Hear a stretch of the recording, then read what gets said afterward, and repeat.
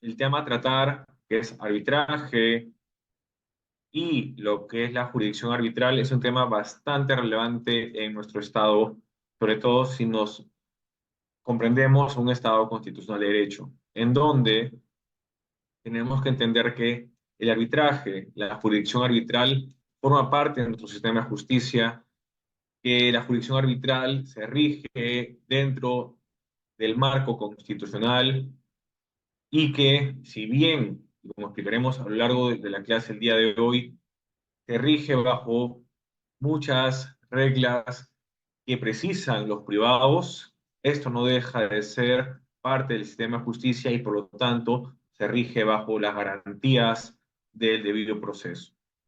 Habiendo señalado esta introducción, vamos a pasar con lo que es ya la clase, que es arbitraje y jurisdicción constitucional. ¿Se ve mi pantalla? Por favor, confírmenme. Muy bien.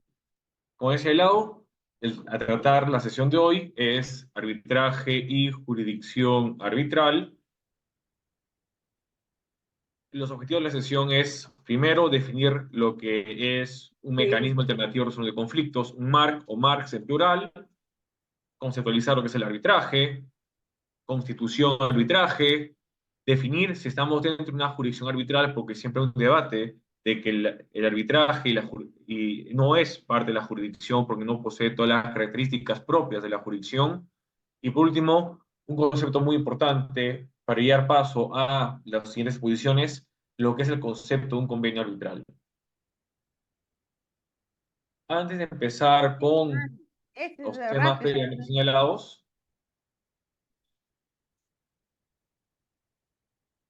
Natalie, estás con el audio prendido. Por favor, apágalo. Gracias.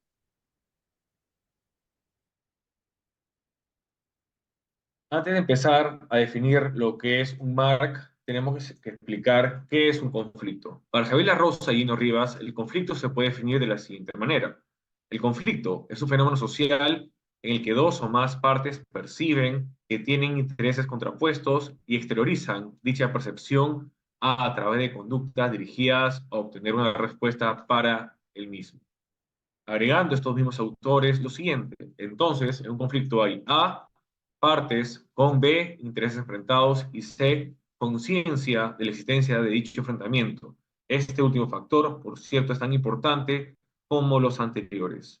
Y este es relevante porque cuando ya las partes, cuando ya dos o más consideran que se ha generado una controversia entre ellos y que esa controversia se ha generado porque hay intereses contrapuestos, se tiene que buscar una forma de resolverlos para no llegar a lo que es la resolución misma por mano propia, que está prohibida, que está vetada en un Estado de Derecho. Más aún en un Estado constitucional de derecho, en donde los ciudadanos hemos derivado esta potestad de resolver los conflictos entre nosotros a un tercero. Claro, tradicionalmente se pensaría que ese tercero sería el Poder Judicial, pero en la actualidad aparece que ese tercero también puede ser un privado que puede ser elegido o designado por las mismas partes, en base a la confianza, en base a su especialidad y también en base a las posibilidades que permite la ley y la propia Constitución. Para lo mismo, La Rosa y Rivas dieron las siguientes razones para la existencia de los mecanismos alternativos de resolución de conflictos, los MARCs.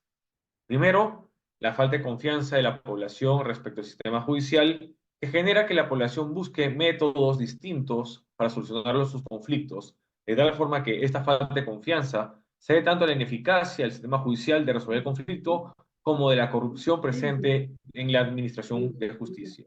Efectivamente, cuando se establece la reforma del sistema de justicia tras el autogolpe de Alberto Fujimori en 1992, una de las grandes razones para que la ciudadanía apoyara en cierto grado al autogolpe y a la reforma del sistema judicial fue que se consideraba que el Poder Judicial no tenía legitimidad, puesto que los procesos judiciales demoraban mucho, tanto igual como ahora, que podemos advertir de que hay procesos judiciales que empiezan y pueden en un año y terminan en 6 e inclusive 10 años el propio. Y cuando ya las razones que justificaron la demanda judicial se encuentran ya perdidos. Y por otro lado, también la corrupción, en donde la corrupción no permite que los litigantes puedan obtener una justicia conforme a la ley y a la Constitución. Disculpe, creo que hay una persona que todavía tiene su audio prendido. Por favor, le pediría que lo apagara. Por favor, hay dos Sí, personas. disculpe, el doctor Dre, por favor. Ya está, gracias. Puede continuar, doctor Luis. Muy bien, gracias. La otra razón que señalan estos autores es la búsqueda de una mejor administración de justicia, la cual genera que las personas recurran a estos mecanismos alternativos de resolución de conflictos. Esto se va a que los MARCs resultan mecanismos amigables y eficientes para resolver las controversias.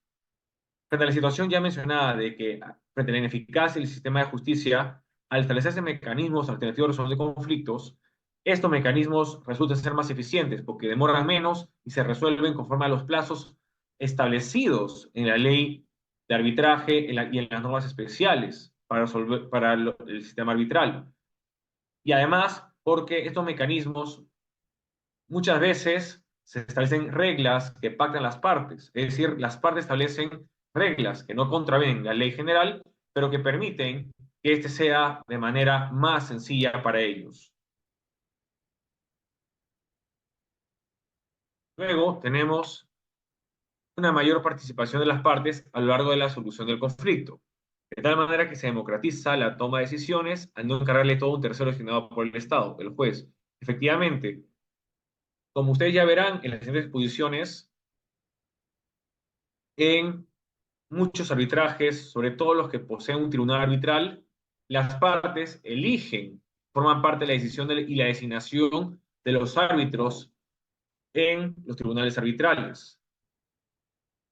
Inclusive se puede recusar a los árbitros de maneras más sencillas y menos estructuradas y limitadas como cuando se recusa a un juez. Por lo tanto, las partes participan en la elección del tercero quien va a resolver su conflicto, quien va a resolver su controversia. Y no solo eso, como ya lo había adelantado, las partes inclusive pueden pactar previamente a que se inicie el arbitraje algunas reglas que puedan ser tomadas por el tribunal arbitral, que se puedan ser tomadas por el árbitro para resolver la controversia de una manera más sencilla para ellos. Por último, para Rosy Rivas, una de las razones para la existencia de estos mecanismos alternativos de resolución de conflictos es una atención especializada a cada conflicto. Esto se debe a que los MARCs permiten atender cada situación con un tercero especializado en el campo con el fin de buscar la mejor solución posible. Y es que quienes litigamos y ustedes, quienes también litigan o inclusive practican en áreas de litigio, pueden advertir de que un juez en su momento resolvía temas penales, luego lo cambian de juzgado o de sala y termina viendo temas civiles. O que un juez civil termina viendo temas constitucionales. Y lo que podemos señalar es de que en el Poder Judicial los jueces son todistas, no son especializados en las materias y solo son especializados porque les toca por disposición de los entes superiores a que resuelvan temas y materias que no necesariamente sean los campos de especialización académica o su campo de especialización profesional. Mientras que en el caso de los mecanismos alternativos de resolución de conflictos, cuando se elige a un árbitro, se elige no solo árbitro porque brinda confianza a una de las partes o a las partes en sí, sino porque también se le elige porque es el especialista en la materia, porque conoce la materia a resolverse, lo cual no sucede, como ya hemos señalado, en el Poder Judicial con los jueces. En el siguiente cuadro, que fue realizado por los autores mencionados, en el cual se desarrolló el concepto de Marx de la siguiente manera. Primero, son medios, mecanismos dirigidos a la consecución de un fin específico. Los marks no son un objeto en sí, sino solo vías para lograr un resultado deseado. Alternativos. Los marks representan opciones paralelas a la opción por default, que es el proceso judicial. En términos simples, son otras formas de resolver conflictos frente a la clásica manera de litigar en juzgados. Resolución. El tratamiento de los marks se dirige a obtener una respuesta satisfactoria que ponga fin a un problema. Y por último, conflictos. La finalidad de los marks es resolver los conflictos del mejor modo posible. De esta manera, podemos señalar que estos cuatro conceptos que forman parte de la denominación Marx nos llevan a establecer de que son mecanismos que, distintos al Poder Judicial, que permiten la resolución o respuesta a un conflicto y que estos se logren de la mejor manera. ¿Cuáles son los mecanismos alternativos de resolución de conflictos que permiten solucionar conflictos con una vía distinta al Poder Judicial? Son las siguientes según nuestra normativa constitucional y legal: la negociación, la mediación, la conciliación y el arbitraje, siendo este último materia de esta exposición. El arbitraje se puede comprender como una forma privada de resolver controversias, distinta al Poder Judicial. Esta resolución se realiza a través de la decisión definitiva, laudo arbitral, de un tercero, árbitro elegido por las partes, que tiene igual valor legal que una sentencia judicial firme. Características del arbitraje son las siguientes. 1. Es un medio para solucionar conflictos. 2. Los árbitros resuelven el conflicto gracias al poder recibido por las partes. 3. Es un sistema privado y heterocompositivo. 4. El laudo pone término al conflicto y se le considera cosa juzgada. 5. El laudo es obligatorio para las partes debido al compromiso tácito creado cuando se acordó el arbitraje, en el sentido que las partes aceptarían y darían efecto a la decisión de los árbitros. 6. El procedimiento arbitral y el laudo son independientes del Estado. Los tribunales ordinarios solo intervendrán para dar eficacia al laudo cuando las partes no lo cumplan. El arbitraje se encuentra presente en la Constitución Política de 1993 en los artículos 62, 63 y 139. En el artículo 62 de la Constitución se establece lo siguiente: la libertad de contratar garantiza que las partes pueden pactar válidamente según las normas vigentes al tiempo del contrato. Los términos contractuales no pueden ser modificados por leyes u otras disposiciones de cualquier clase. Los conflictos derivados de la relación contractual solo se solucionan en la vía arbitral o en la judicial cuando los mecanismos de protección previstos en el contrato o contemplados en la ley. Esto es muy importante porque es la primera aparición a nivel constitucional de lo que es el arbitraje. Y lo más interesante es que establece que solo a través de una cláusula dentro de los contratos se puede derivar estos conflictos, controversias contractuales a la vía arbitral si así las partes lo establecieran. Es decir, ya la Constitución, en su artículo 62, establece que para que exista la posibilidad de llevar una controversia originada en un incumplimiento o un presunto incumplimiento de un contrato, será necesario que se establezca la vía arbitral en el propio contrato para que ésta sea posible. Luego, en el artículo 63 de la Constitución, establece lo siguiente: el Estado y las demás personas de derecho público pueden someter las controversias derivadas de relación contractual a tribunales constituidos en virtud de tratados en vigor. Pueden también someterlas a arbitraje nacional o internacional en la forma en que lo disponga la ley. En este artículo 63 podemos advertir de que la Constitución no solo permite a las personas naturales, sino también a las personas de derecho público a que puedan someter sus controversias al arbitraje, tanto nacional como internacional, lo cual es interesante ya que no cierra el arbitraje a que sean partes privadas quienes lleven sus conflictos a esta jurisdicción especial, sino que también sean las entidades públicas. Por último, tenemos el artículo 139, en cuyo primer párrafo dice lo siguiente: la unidad y exclusividad de la función jurisdiccional No existe ni puede establecerse jurisdicción alguna independiente, con excepción de la militar y la arbitral. Acá ya nos establece la Constitución Política que el arbitraje es jurisdicción y como tal pertenece al sistema de justicia nacional. Por lo tanto, el arbitraje es reconocido su calidad de jurisdicción dentro de la propia norma fundamental y la establece y la pone en el mismo nivel que la jurisdicción judicial y la jurisdicción arbitral. Por favor, Stephanie Sencho, apague su micrófono. Gracias. Así podemos señalar que la Constitución Política de 1993 establece que el arbitraje es una jurisdicción propia.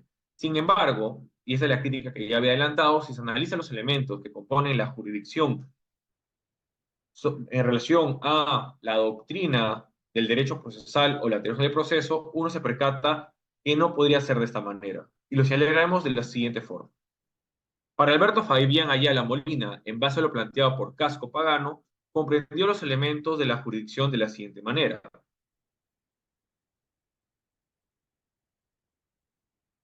Según Casco Pagano, los elementos de la jurisdicción uniformemente reconocidos son: uno, notio, que es el derecho de conocer una cuestión determinada; dos, la vocatio, como la facultad de obligar a las partes a comparecer; tres, coertio, que es la facultad de recurrir a la fuerza para lograr el cumplimiento de las medidas dentro del proceso; cuarto, judicium, facultad de dictar sentencia poniendo término a la litis; quinto, imperium, que es el poder para ejecutar las resoluciones judiciales mediante el auxilio de la fuerza pública. Lo citado anteriormente, uno se percata que el arbitraje no posee coercium ni imperium. Esto se ve a que el árbitro no puede obligar a las partes a que cumplan con lo establecido en el orden arbitral, ni tiene permitido el uso de la fuerza pública como sí lo tiene los jueces del Poder Judicial. Para Fran García Asencios, respecto a la jurisdicción arbitral, comento lo siguiente. Los árbitros cuentan con los poderes de notio, vocatio y juditio, ya que llegan a conocer las controversias que se someten a su competencia, así como pueden citar a las partes a comparecer en el proceso arbitral. De haber alguna parte renuente a acatar la competencia arbitral, los árbitros podrán declararlo rebelde. Asimismo, el poder de emitir un laudo a fin de resolver las controversias jurídicas se han sometido a su competencia. No obstante, resulta evidente, conforme señala este mismo autor, que los árbitros no tienen coertio ni executio, pues no pueden usar la fuerza pública para hacer cumplir sus mandamientos, ni mucho menos ejecutar forzosamente sus laudos. Por tal motivo, no es correcto considerar que el arbitraje sea jurisdicción, ya que para hacerlo debe contar con la notio, vocatio, juditio, coercio y ejecutio, por lo que al no contar con coertio ni ejecutio, no se está estricto sensu ante una jurisdicción. Lo señalado por este autor, como los anteriores previamente citados, nos obligaría a pensar efectivamente que la jurisdicción arbitral no es una jurisdicción en sí, porque no cumple con las características propias de la jurisdicción o tradicionalmente reconocidas a la jurisdicción. Pero el Tribunal Constitucional, órgano encargado del control constitucional de la Constitución y a su vez su máximo intérprete, ha considerado, a través de la interpretación de las disposiciones antes mencionadas, 62, 63 y 139 de la Constitución, que el arbitraje es una jurisdicción especial, pero una jurisdicción en sí que forma parte de nuestro sistema judicial y que se encuentra en el mismo nivel que la jurisdicción judicial y la jurisdicción militar policial.